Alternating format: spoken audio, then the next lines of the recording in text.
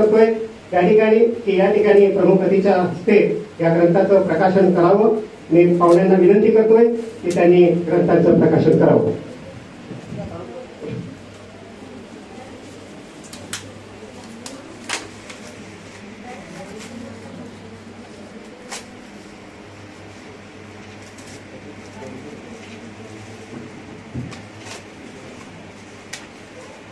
या ठिकाणी संत गाडगेबाबा व्यक्तिमत्व जीवनकला या ग्रंथाचं प्रकाशन या ठिकाणी होत आहे.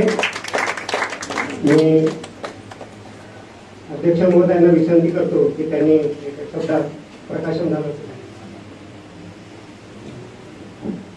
ग्रामगीताचार्य बंडोपंत बोडेकर यांनी लिहिलेलं गाडगेबाबांच्या जीवनावरचं हे पुस्तक विधिवत प्रकाशित झालं असं मी जाहीर करतो. धन्यवाद. पाहुण्यांना विनंती आहे की त्यांनी आपलं स्थान ग्रहण करावं.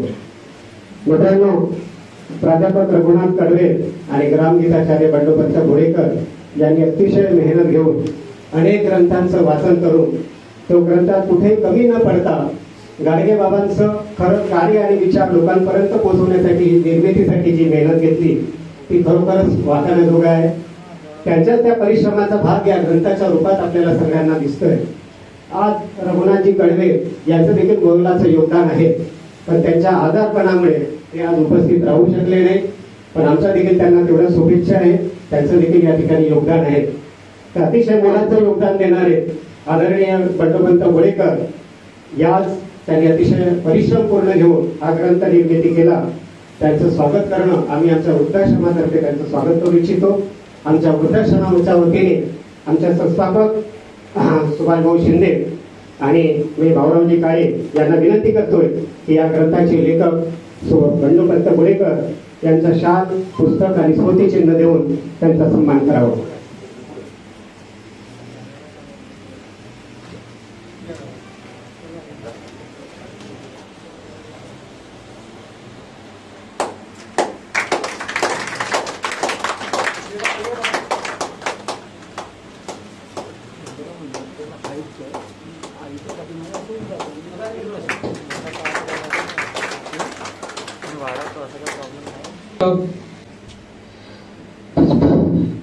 सर्वप्रथम जेव्हा मला बंडोपंत बोडेकर येऊन भेटले आणि त्यांनी सांगितलं की सुभाषभाऊ मला गाडगे बाबांच्या जीवनावर एक पुस्तक तयार करायचं माझं काम चालू आहे,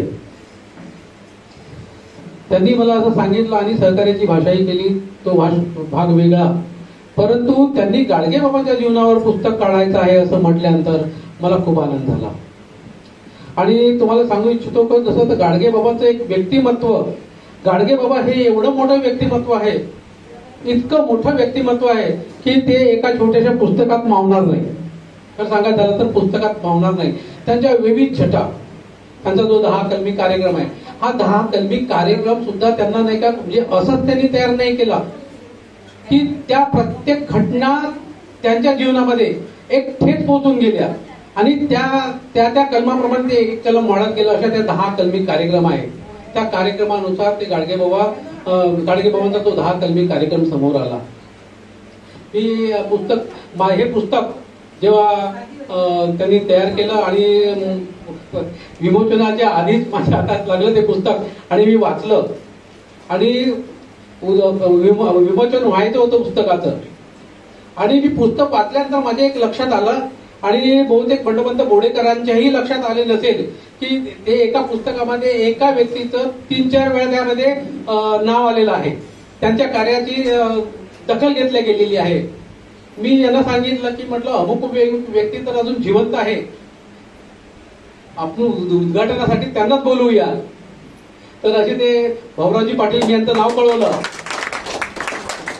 भाऊरावजी काळे यांचं नाव सुचवलं. यांचा आमचा खूप घनिष्ठ संबंध आहे आणि त्या आमच्या बिलकुल आमचं म्हणजे दर महिन्याला, आठवड्याला, 15 दिवसाला आमचं बोलणं फोनवरती चालतच राहते. त्याच्यामुळे मी त्यांना म्हटलं की मी इथं बोलू शकतो म्हणजे या कार्यक्रमासाठी. तर त्यांनी म्हटलं की एकदम उत्तम, म्हणजे उद्घाटक म्हणून यांच्यासारखा दुसरा व्यक्ती कोणीच असू शकत नाही की जे गाडगे बाबांच्या सहवासात राहिलेले आणि गाडगे बाबांच्या म्हणजे सहवास आपल्याला गाडगे बाबांच्या हाताखाली तयार झालेले. यांचा एक खूप मोठा इतिहास आहे गाडगे बाबांच्या आश्रमशाळेमध्ये. हे निराधार भाऊरावजी काळे हे पूर्ण टोटल निराधार त्यांच्या आश्रमशाळेमध्ये राहणारे लहानाचे मोठे तिथंच झाले. आणि यांना जेव्हा मोठे झाल्यानंतर गाडगे बाबांनी त्यांना विचारलं की तू मोठा झाल्यानंतर काय करणार आहे, आता काहीतरी काम वगैरे तू पहा इकडे तिकडे. तर गाडगे यांनी सांगितलं की मला ड्रायव्हर बनायचं आहे. त्यावेळेस पुण्यामध्ये एक ड्रायव्हिंग स्कूल तेव्हाही होती, आपटे ड्रायव्हिंग स्कूल तेव्हा होती. आता आपल्याला असं वाटत असेल की आता ड्रायव्हिंग स्कूल आहे, पूर्वी नव्हत्या. तर तेव्हाही ड्रायव्हिंग स्कूल होती. आपटे ड्रायव्हिंग स्कूलमध्ये त्यांनी ड्रायव्हिंग शिकले. आणि गाडगे बाबांची गाडी म्हणजे सुरुवातीच्या काळापासून गाडगे बाबांची गाडी चालवत आहे. आणि मरते क्षणी जे गाडगे बाबांचं निर्माण झालं त्या दिवसापर्यंत तेच गाडी चालवत होते. एक विशेष व्यक्तिमत्व आज आपल्याला इथं उद्घाटक म्हणून लाभलेलं आहे. आणि गाडगे बाबाबद्दल काय सांगायचं की मी सांगितलं आधीच की त्यांचं व्यक्तिमत्व एका छोट्याशा पुस्तकामध्ये सामावून घेणं शक्य नाहीये. मी म्हणतो पुस्तकं खूप निघतील, खूप वाचक वर्गाकडून आहे, गाडगे बाबांना मानणारे लोक पण खूप आहेत. मला असं म्हणायचं आहे की पुस्तक वाचून जमणार नाही, तर गाडगे बाबांचे विचार आत्मसात करून तुम्ही गाडगे बाबा म्हणू शकत नाही, मान्य आहे. तुम्ही मी कोणीच काय गाडगे बाबा सारखा माणूस, गाडगे बाबा सारखा संत माणूस होणे या जगात तरी आज शक्य नाहीये. परंतु गाडगे बाबांचे काही मुद्दे आहेत, त्यांनी जे उपदेश आहे, त्यांनी जो संदेश दिलेला आहे तो तर आपण कमीत कमी 100% नाही 1% तरी आपल्या आत्मचरित्रामध्ये आपण निभवू शकतो. तर ते सर्वांनी प्रयत्न केला तर खरंच गाडगेबाबांनी सांगितलेलं पटायला लागेल असं त्यांचं एक व्यक्तिमत्व होतं. आणि माझा तरी प्रयत्न असा आहे की मी खूप काही करू शकत नाही. ते गाडगेबाबा विचारवंत म्हणून मला खूप उदो करतात, पण टोटल गाडगेबाबा तर शक्यच नाहीये. पण जे करता येईल, जसं आता आपण हे वृद्धाश्रम निराधारांसाठी स्थापित केलं, परंतु आणखी त्याचे नवकल्पी कार्यक्रम आहे. मग नवकल्पी कार्यक्रमासाठी काही खूप मोठं तुम्हाला भवन किंवा हॉल किंवा काहीच बनवण्याची गरज नाहीये. शिक्षणासाठी मदत, आता शिक्षणासाठी मदत म्हणून गाडगे बाबांनी खूप शिक्षण संस्था स्थापन केलेल्या आहेत. आपण शिक्षण संस्था स्थापन करू शकत नाही, आपली तेवढी ऐपत नाही. परंतु शिक्षणासाठी एखादा वंचित विद्यार्थी असेल त्याची तर मदत करू शकतो आपण, तेवढी करायला काय हरकत आहे. अशाच प्रकारे रुग्णसेवा नाही, आपण डॉक्टर नाही, पण तू रुग्णाची सेवा म्हणून एखादा आहे गरीब माणूस नाही, त्याची पोच दवाखान्यामध्ये काहीतरी मदत करता येईल का ते पाहावी. तेवढं केलं तरी गाडगे बाबाचं काम करता असं होते ना. आम्ही आतापर्यंत आमची संस्था तर आता 14 मध्ये स्थापन झाली, परंतु मागच्या 15 ते 20 वर्षापासून मी सातत्यानं जे रुग्ण हार्टचे पेशंट आहेत, जे हृदय रोगाचे पेशंट आहेत, त्यांचे जवळपास गाडगे बाबा मिशनच्या वतीनं इथं मी सहकार्य मध्यस्थी राहून आम्ही जवळपास 350 ऑपरेशन यशस्वी करून दिले चंद्रपूरहून. आणि त्यांची व्यवस्था आता पहा की ऑपरेशन होणार आहे मुंबईला. आता एक गरीब माणूस वगैरे असेल, मुंबईला गेल्यानंतर प्रश्न पडतो, तिथल्याच लोकांचा प्रश्न असा आहे की साला राहायचं कुठं, जागा नाही राहायला त्यांना. मग यांच्या लोकांची कुठे व्यवस्था होईल. तर गाडगे बाबांनी त्या ठिकाणी त्यांची व्यवस्था केली आहे आणि तिथं राहण्याची खाण्याची ही खूप चांगली व्यवस्था केली. बरेचसे अजूनही ज्यांना म्हणजे काहीतरी माहीत होते की आपली तिथं व्यवस्था होऊ शकणार नाही, तर मग कोण व्यवस्था करेल. तर बरेचसे लोक माझ्याकडून येतात, तिथून पत्र घेऊन जातात किंवा फोनवरती माझं बोलणं करून मी त्यांच्याशी त्यांची राहण्याची व्यवस्था करतो. गाडगे बाबांचं हे एक विशेष रुग्णसेवेबद्दलचं. आधीही जितके मोठे दवाखाने मुंबई सारख्या शहरामध्ये, पुण्यासारख्या, नागपूर सारख्या शहरामध्ये ज्या ठिकाणी मोठे दवाखाने आहेत, गाडगे बाबांचं असं म्हणणं होतं की तो पेशंट आहे, जो रुग्ण आहे, त्यांना डॉक्टर पाहून घेईल, पण खूप खेड्यापाड्यातून अति दुर्गम भागातून पेशंटचे नातेवाईक आले, त्यांचं काय करायचं हा खूप मोठा प्रश्न होता. हा त्यांचं काय करायचं, ते कुठं राहणार. तर कुठंतरी बिलकुल तोच काहीतरी बाहेर 2-3 दगड मांडून त्याच्यावर गंज वगैरे आणून ते स्वयंपाक करून खाणे, घोड्यावर झोपणे असा त्यांचा तेव्हा चालू होतं. गाडगे बाबांच्या जेव्हा हे लक्षात आलं तर त्यांनी प्रत्येक मोठ्या धर्मशाळेमध्ये, जिथं खूप मोठे आजार होतात आणि तिथं खूप वेळ दिवस थांबावं लागते, अशा प्रत्येक ठिकाणी मोठ्या त्यांच्यासाठी धर्मशाळा उघडून ठेवलेल्या आहेत. आजही तुम्हाला सांगतो की मुंबई सारख्या धर्मशाळेमध्ये त्यांचे जर रुग्णाचे पालक जर गेले तर त्या ठिकाणी तुम्हाला 5 रुपयामध्ये जेवण्याची आणि राहण्याची व्यवस्था आहे, असं कुठेही होत नाही. आणि इव्हन सांगतो तुम्हाला की नागपूरमध्ये सध्या नागपूरमध्ये थोडेसे रेट वाढले. नागपूरमध्ये 20 रुपयामध्ये राहण्याची व्यवस्था आहे. खूप आणि नागपूरची धर्मशाळा तुम्ही पाहिली असेल, बऱ्याचशा लोकांनी पाहिली असेल की इतकी मोठी धर्मशाळा आहे की ती 425 खोल्या आहे तिथे. आणि खोल्या छोट्या छोट्या नाही, 15 बाय 15च्या अशा 425 खोल्या तिथं आहे. आणि त्याही आज त्या ठिकाणी आपल्याला 20 रुपयामध्ये राहण्याची व्यवस्था आहे. आणि आता कसं माहितीये का, रुग्णाची व्यवस्था, रुग्ण बरेचशा आता खूप सवरून झालेलं आहे. मोठ्या मोठ्या घरचे पण तिथं रुग्ण येतात, जो तो आपली राहण्याची व्यवस्था करून घेते. पण काही लोकांना राहण्याची तिथं व्यवस्था करावी लागते, तिथं करतातच. त्याही व्यतिरिक्त समजा शिक्षणासाठी म्हणून एखादा माणूस नागपूरमध्ये गेला असेल तर त्याही विद्यार्थ्याची सोय गाडगे बाबांनी ते करून ठेवली आहे राहण्याची. त्याच धर्मशाळेमध्ये एवढं महान कार्य एक अनपढ माणूस गाडगे बाबा यांनी हे केलेलं आहे. आणि आपण आज त्यांचं हे गाडगे बाबा एक विशेष म्हणजे माहिती का, मी गाडगे बाबांचे खूप पुस्तक वाचले, काय काय घडलं, कसं कसं घडलंय हे बिलकुल सविस्तर सर्वांनी त्या पुस्तकामध्ये उल्लेख केलेला आहे. परंतु बंडोपंत बोडेकरांची एक वेगळी शैली मला या पुस्तकातून पाहायला मिळाली. गाडगे बाबा कसे वागले, काय वागले आणि कसं कसं ते कथानक, हरिकथा लिहिल्यासारखं सर्वांनी लिहून ठेवलं होतं. परंतु नेमकं त्यातून काय आपल्याला घ्यायचं आहे, नेमकं त्याच्यातून काय वेचायचं आहे, ते मुद्द्यासकट आज बंडोपंत बोडेकरांनी आपल्या गाडगे बाबा व्यक्तिमत्व या पुस्तकामध्ये केलेलं आहे. मला ते खूप खूप आवडलं. आणि म्हणजे आजपर्यंत असं कसं लिखाण होत होतं, पण त्याच्यावरती कसं मुद्द्यासकट की नेमकं आम्हाला या पुस्तकातून या कलमावरती आम्हाला काय घ्यायचं आहे, काय मुद्दा पाहिजे आपल्याला, हे घेतलं. ते मला अतिशय आवडलं. आणि मी त्या दिवशी सांगितलं की मला खूप आवडलं पुस्तक. माझं पूर्ण झालं नाही, जवळपास 75% पुस्तक वाचून झालं, पण वेळेअभावी ते अजून 25% राहिलेलं ते तर वाचून पूर्ण करत आहे. तर मला विशेष म्हणजे कसं माहिती आहे का, आमच्या या घरामध्ये ज्या ठिकाणी कार्यक्रम होत आहे तेच आमचं घर आहे. आणि त्याच ठिकाणी मी प्रमुख पाहुणा म्हणून बसतो, मला हेही बरोबर वाटत नाहीये. पण खरं पाहिलं तर मी आमचे चटप साहेब आहेत, भाऊ आहे आमचे, आणि चंदू पाटील मारकवार, विशेष करून या दोघांनाही मी ऐकासाठी खूप आतुर आहे. त्यासाठी मी आपले 2 शब्द याच ठिकाणी बंडोपंत बोडेकरांच्या गाडगे बाबा एक व्यक्तिमत्व या पुस्तकाला शुभेच्छा देतो. आणि याच ठिकाणी मी आपले 2 शब्द संपवतो. जय देबू, जय जय देबू. आज देबू सावली या वृद्धाश्रमामध्ये सन्माननीय बंडोपंतजी बोडेकर आणि प्राध्यापक रघुनाथजी कडवे यांनी संत गाडगेबाबांवर लिहिलेलं व्यक्तिमत्व, गाडगेबाबांचं व्यक्तिमत्व जीवनकला हा पुस्तक, या पुस्तकाचं विमोचन या ठिकाणी होत आहे. विचारपीठावर 4 माणसं बसलेली आहेत, उद्घाटक आहेत, अध्यक्ष आहेत. कार्यक्रमाचे उद्घाटक आणि अध्यक्ष हे माझ्यापेक्षा वयाने मोठे आहेत, उंचीनी मोठे आहेत आणि कर्तृत्वाने खूप मोठे आहेत. त्यानंतर आमचे 2 मित्र वयाने जरा समसमान आहेत, सुभाष शिंदे साहेब, बंडोपंत बोडेकर साहेब.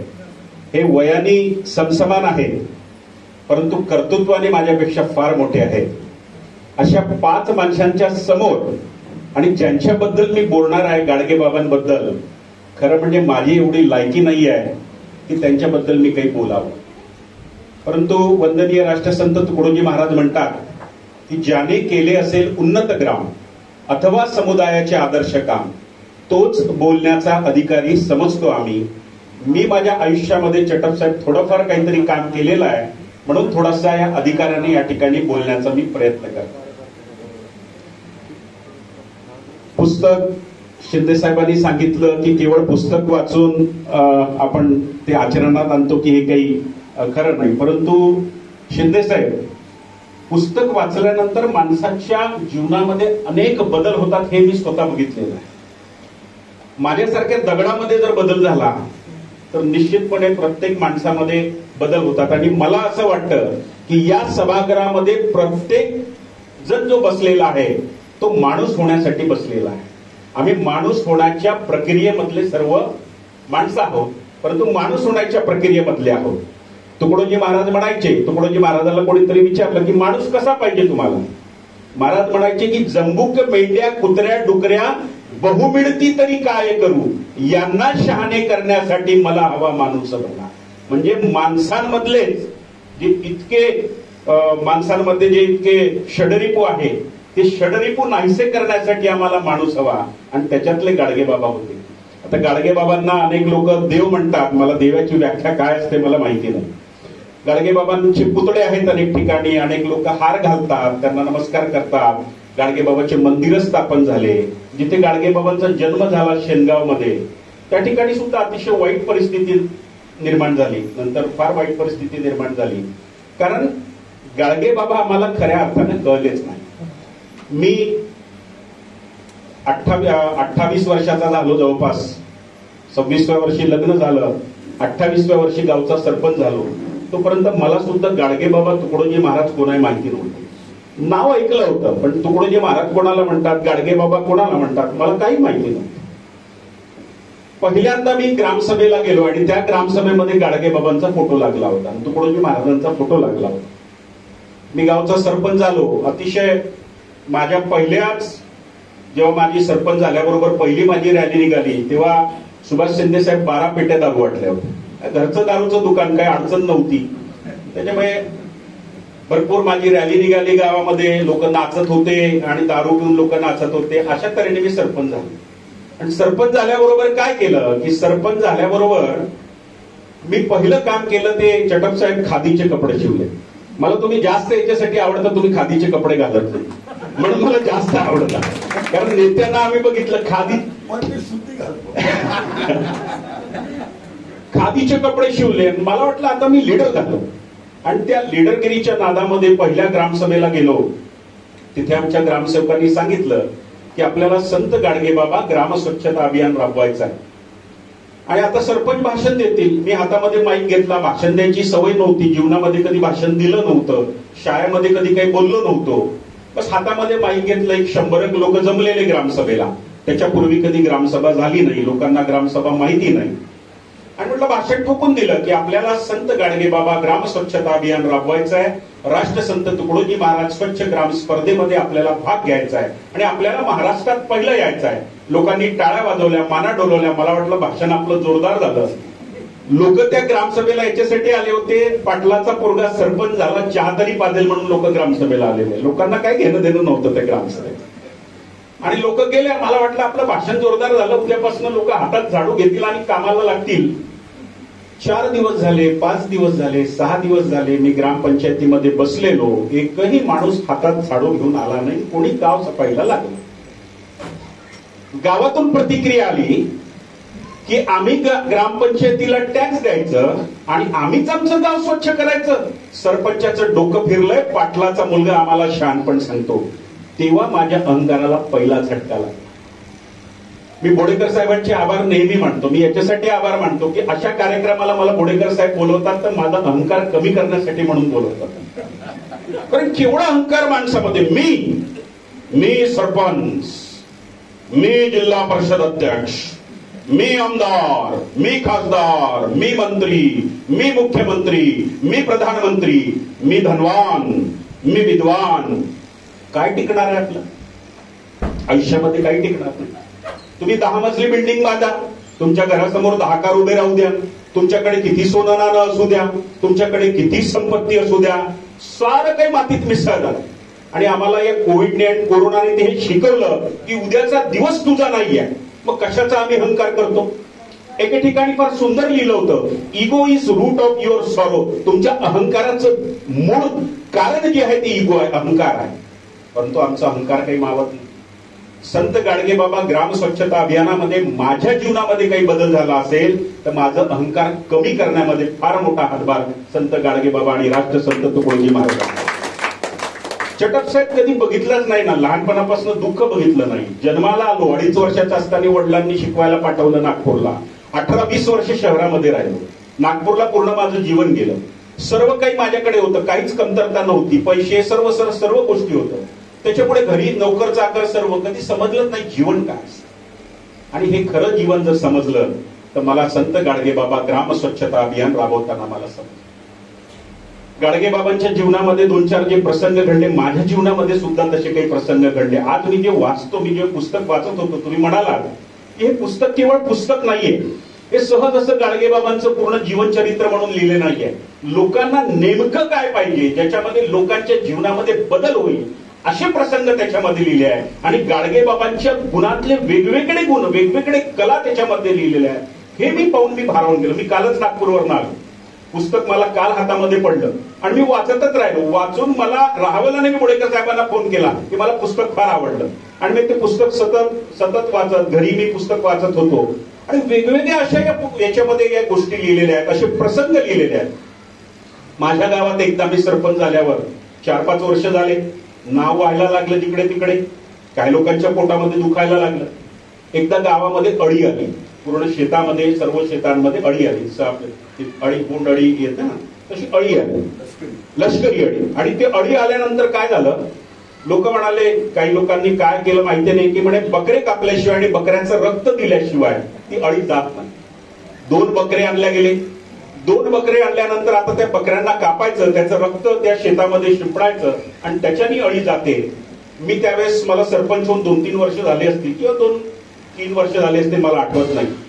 मला एकदम वाईट वाटायला लागलं की बकऱ्यांचं बळी द्यायचं, अळीसाठी बकऱ्यांचं बळी, ही अंधश्रद्धा आम्ही कुठून काढली. आणि मी धावत गेलो, म्हटलं असं तुम्ही करू नका. लोक म्हणाले, साहेब तुम्ही म्हणालात आम्ही गाव स्वच्छ केलं, आपलं गाव महाराष्ट्रात आलं, सर्व झालं, याच्यात तुम्ही पडू नका, याच्यात आम्हाला तुम्ही अडवू नका. कारण हे आम्ही पारंपरिक आम्ही करत आलेलो आहे. आमच्या वडिलांनी सांगितलं, आजोबांनी सांगितलं. मी शेवटपर्यंत त्यांचा पिछा सोडला नाही. ज्या ठिकाणी बळी देणार होते आणि 2 बकरे घेऊन लोक जमा, आणि गावचे 300-400 लोक जमावाचा विरोध कसा करणार, पण त्या ठिकाणी मी शेवटचा उपाय ठेवला की खरंच जर याच्यानी जर पुण्य लाभत असेल आणि तुमची शेती चांगली होत असेल तर या बकऱ्याच्या ठिकाणी तुम्ही मला कापा. आणि मला जर तुम्ही या ठिकाणी कापलं तर निश्चितपणे तुमची अळी जाईल आणि तुमची शेती वाचेल. मला कापा म्हटल्याबरोबर लोक थोडेसे मागे आले. लोकांनी त्या 2 बकऱ्यांना सोडलं आणि तेव्हापासून माझ्या गावची ही प्रथा संपूर्णपणे बंद झाली. पण बघा निसर्गाचा चमत्कार कसा असतो. तेव्हापर्यंत पाऊस नव्हता आणि त्या रात्री धोधो पाऊस आला आणि त्या पावसाच्या याच्यानी संपूर्ण अळी निघून गेली आणि कुठल्याही शेतामध्ये अळी राहिली नाही आणि लोकांची पिकं चांगले झाले. म्हणजे निसर्ग सुद्धा तुम्हाला साथ देतो हे लक्षात. माणसांनी जर प्रामाणिकपणे असे अनेक प्रसंग घडले. एक प्रसंग तर माझ्या म्हणजे परीक्षा पाडणारा प्रसंग होता. इतकी अंधश्रद्धा आजही आपण म्हणतो. गाडगेबाबांनी त्या काळामध्ये कसं काम केलं असेल मला माहिती नाही, दादांना माहिती आहे कसं दादा सोबत होते, दादा माहित असेल, पण गाडगेबाबांनी कसं लोकांना तोंड कसं दिलं असेल. माझ्या घरच्या बाजूची मुलगी, तिला भूत लागला म्हणून रात्री सर्व ती करायला लागली की असं करायची, ती अशी कापून टाकतो, मारून टाकतो, असं करायची. मी गेलो तरी मला असं म्हणजे खूपच. लग्न झालेली मुलगी होती, 1 वर्ष लग्न झालं असेल. मी म्हटलं हिला डॉक्टरकडे न्या. तर म्हणे नाही, डॉक्टरकडेही काही दुरुस्त होत नाही. वैद्याला आणलं, वैद्याने ती काही दुरुस्त झाली नाही. 4-5 दिवसामध्ये परत ती मुलगी धावत सुटली, एकाच्या घरी गेली आणि त्याला ओरडायला लागली की आता तूच सांग, तूच मला लावलेला आहे भूत, तू काढतो की नाही. सर्व गाव जमा झाला, जवळपास गावची 1000 लोक जमा झाले आणि त्याला ओरडायला लागले. त्या माणसाला त्या दिवशी मारणार होते. चटप साहेब मी घाबरलो. एवढ्या जमावासमोर 1000 लोकांचे, आणि त्यावेळेस ते सर्व पागल होऊन जातात. म्हणजे अक्षरशः वेळ होता. मला वाटतं ही काय करतायत, हे याचा जीव घेतील. म्हटलं काय झालं. ती मुलगी माझ्याजवळ आली ना, मला म्हणते ए चंदू, म्हणजे ती मला काका म्हणायची नेहमी. त्या अवस्थेत ती मला म्हणते ए चंदू, तू नेहमी अंधश्रद्धा करतो ना, तुला दाखवते म्हणे आता काय अंधश्रद्धा असते. लोकांना वाटलं अरे चंदू पाटलाला असं म्हणताय, सरपंचाला अशी म्हणताय. नक्कीच तिला भूक लागली. मी तिचा हात पकडला, तिला घेऊन गेलो आणि ग्रामपंचायत मध्ये, तिथे जवळच ग्रामपंचायत होती, तिथं बसवलं. तिच्या डोक्यावर हात फिरवलं, प्रेमाने तिच्याशी बोलायला लागलो. तिला म्हटलं काय झालं, तुला काही त्रास आहे का, घरी काही त्रास आहे का. आणि 10 मिनिटात ती शांत झाली. 10 मिनिटात शांत झाल्यानंतर लोक दिसले. ती म्हणजे लोक कशाला आले आहेत, म्हणजे हे ग्रामसभा होते म्हणून आलेले आहेत. त्या दिवसानंतर तिला मात्र कधी भूत लागला नाही. मी हे जीवनात असे अनेक प्रसंग, एक प्रसंग नाहीये माझ्या जीवनामध्ये, खेड्यामध्ये असे अनेक प्रसंग. गाडगेबाबांना कोणी अशिक्षित का म्हणतं मला माहिती नाही. आता शिक्षितची व्याख्या मला माहिती नाही. डिग्री म्हणजे जर शिक्षितची व्याख्या असेल, गाडगेबाबा सुशिक्षित होते की नाही मला माहिती आहे, पण सुसंस्कृत निश्चित.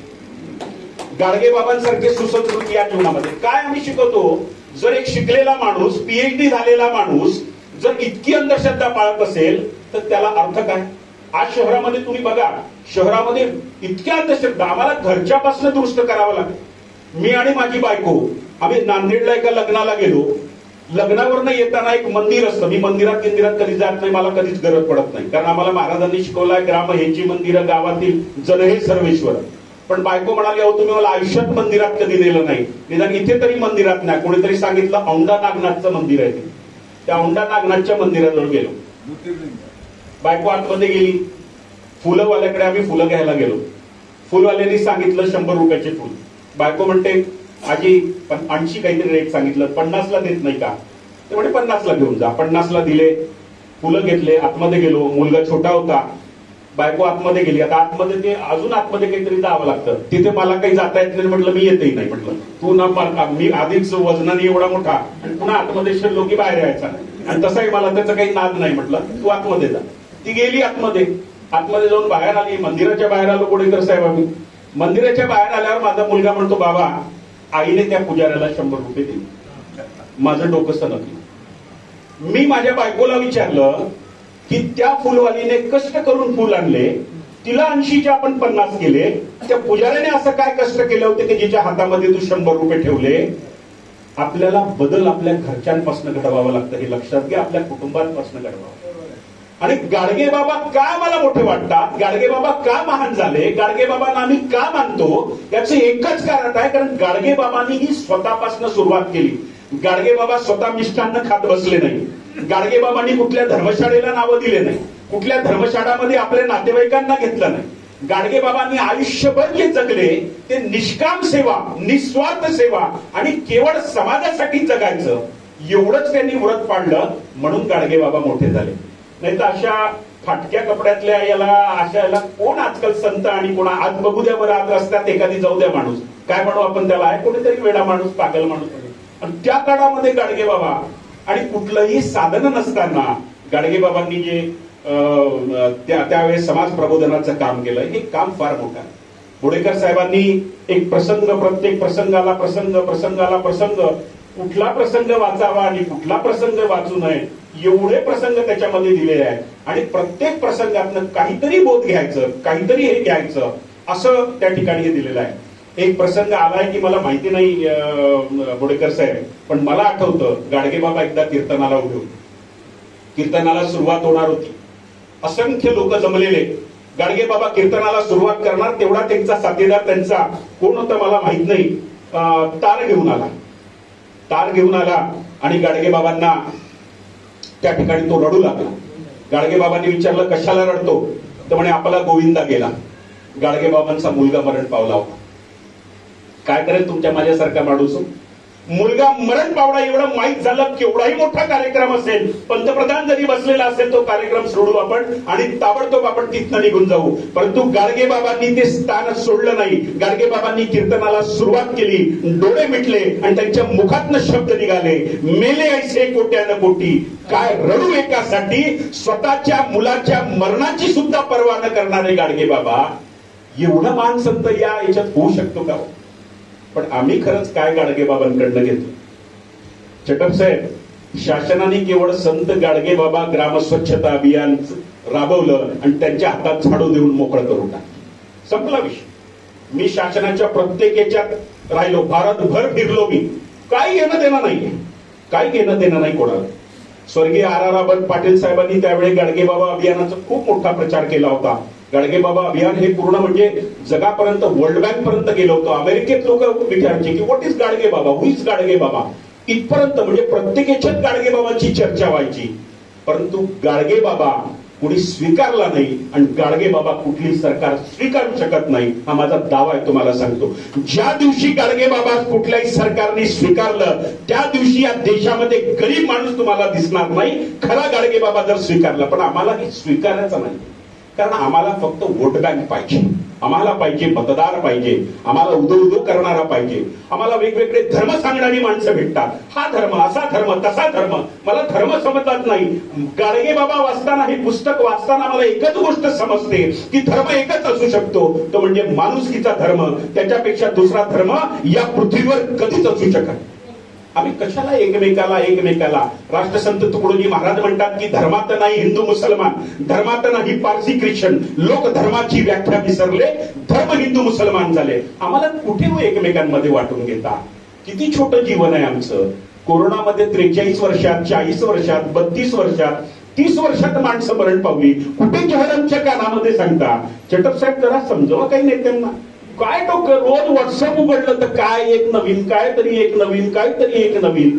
कुठं काय केलेलं, कुठं काही हा धर्माचा तो धर्माचा. मला सुंदर काही भिंतीवर लिहिलेलं, मी भिंतीवर लिहिलेलं वाचत असतो. मला शिंदे साहेब तुमचं अभिनंदन किती करावं. तुमच्या पायावर नतमस्तक होतो मी, तुमच्या पायावर डोकं ठेवलं की एवढं सुंदर काम या ठिकाणी कोणाला फुरसत नाही. आता शिंदे साहेब लक्षात घ्या, सर्व आम्ही ग्लॅमर मध्ये अडकलेलो.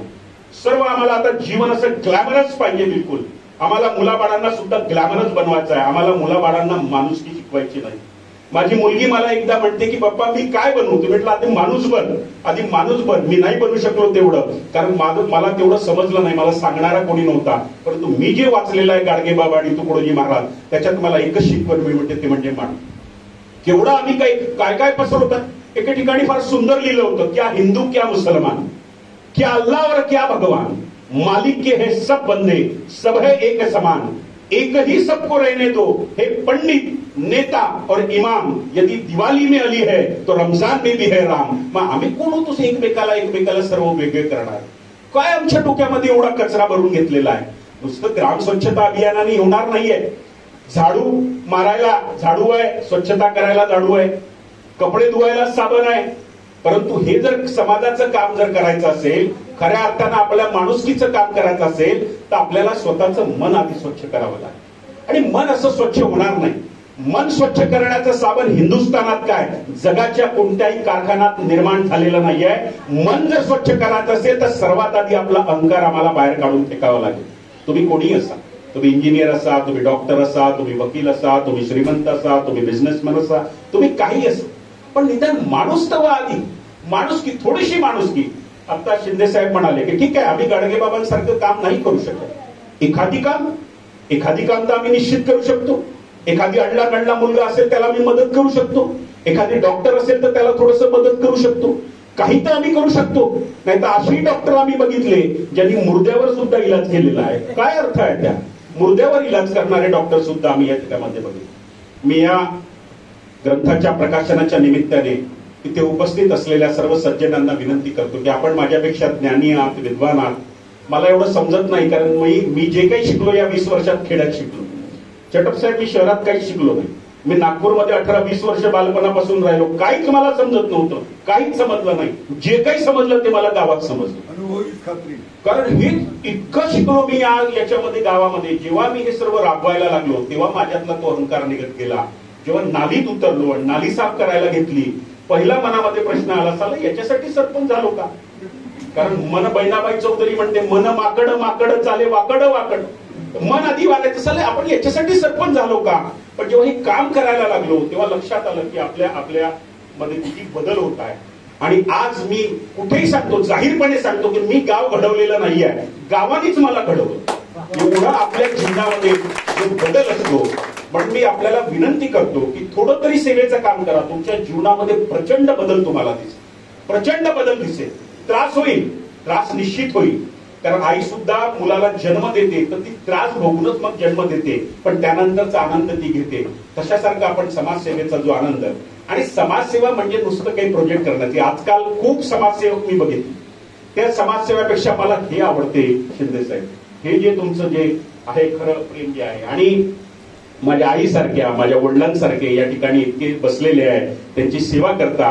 माझ्यासारख्याला जर असं कधी सेवा करायची मिळाली, आणि मी तुम्हाला वचन देतो, मी आता वारंवार इथे येईल, तुम्हाला त्रास देईल, मी वारंवार या ठिकाणी येईल आणि कुठेतरी मला त्यांची सेवा करण्याची. कारण आई लवकर गेली, वडील गेले, पण वडील आताच गेले 10-15 वर्षापूर्वी. पण खूप सेवा करण्याचं भाग्य माझ्या याच्यात मला मिळालं नाही. पण कुठेतरी आज आपण अनेक जण बघतो, खेड्यात बघतो, आपण जे वृद्धाश्रम या ठिकाणी सुरू केलेलं आहे, खूप लोक असे बिचारे पडलेले आहेत, घरी आहेत, त्रास सहन करतायत, कसे तरी राहतायत. त्यांची सेवा करणं गरजेचं आहे. वृद्धाश्रम नाही झाले पाहिजेत. आताच वृद्धाश्रम नकोतच, खरंच नकोत वृद्धाश्रम.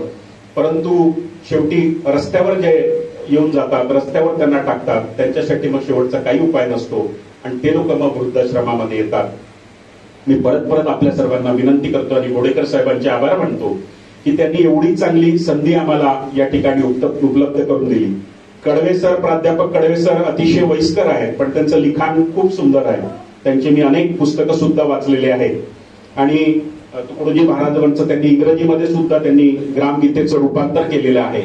इतकं आता तुकडोजी महाराजांचं साहित्य उपलब्ध आहे म्हणून अनेक लोक तुकडोजी महाराजांचं साहित्यावर बोलतात, त्यांच्या साहित्यावर संमेलन होतात. गाडगे बाबांचं साहित्य तेवढं उपलब्ध नाही आहे म्हणून गाडगे बाबांवर फार कमी बोलणं होतं किंवा त्यांच्यावर संमेलन तेवढे होत नाही. परंतु तुकडोजी महाराजांनी गाडगे बाबांचं जीवन जर बघितलं तर जवळ आम्हाला समान ते जीवन दिसतं. गाडगे बाबांचा आणि तुकडोजी महाराजांचा जो फोटो आहे तो खालती बसलेला एक फोटो याच्यात या ग्रंथामध्ये एक फोटो आलेला आहे. आणि मी बोडेकर साहेबाला एक विनंती केली होती की गाडगे बाबांचा तो फोटो देण्यापेक्षा सुदर्शन बारापत्रे साहेबांनी तो फोटो काढला, त्याच्यावर अतिशय सुंदर फोटो आहे.